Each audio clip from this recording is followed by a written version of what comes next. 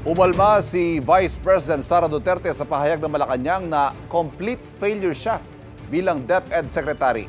Sabay buwelta kay Pangulong Bongbong Marcos. Narito ang aking unang balita.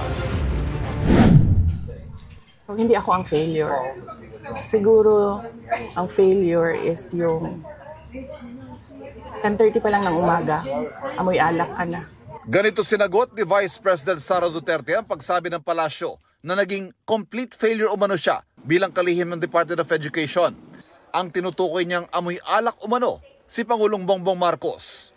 At ang insidente kung kailan daw niya yan naamoy na magsumiti siya ng resignation bilang DepEd Secretary noong June 19, 2024. Yun yung pag-alis ko, nagbeso-beso siya sa akin. 10:25, 10:30 naman. Amoy alak siya. At kung ako ang pahulain, kung ano yung alak na yon, whiskey.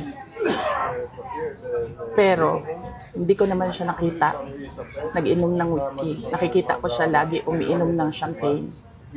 Pero amoy alak siya at 10:30 in the morning. Doon na-confirm yung decision ko na mag-resign. Idinitalye pa ng bise kung paano raw siya pinilit kumbinsihin noon ng Pangulo na manatili sa gabinete at inalok pa ng ibang pwesto para rito. Hiningi pa nga raw ang tulong niya para sa eleksyon 2025. Kaya ang tingin ng bise sa naging tono ng Pangulo. Hindi yun actions ng taong tumitingin as failure. Ako. Action yun ng taong tumitingin na kailangan niya yung trabaho ko. So, hindi ko alam saan nanggagaling yung sinasabi nilang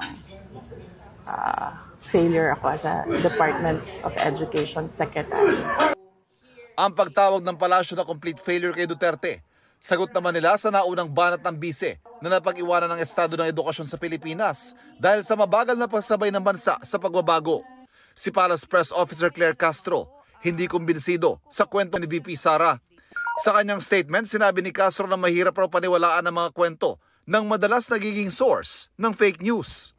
Lahat raw ng kwentong ito ay layong siraan ng Pangulo dahil nais siyang pababain ito sa pwesto para ang bise ang maging Pangulo, bagay na tinawag niyang makasariling hangarin. Ikinumpara rin ni Castro ang Pangulo na maaga raw gumigising para sa mga event at meeting.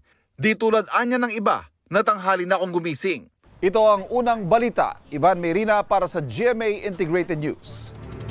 Kapuso, huwag magpapahuli sa latest news and updates. Maging una ka sa balita at mag-subscribe sa YouTube channel ng GMA Integrated News.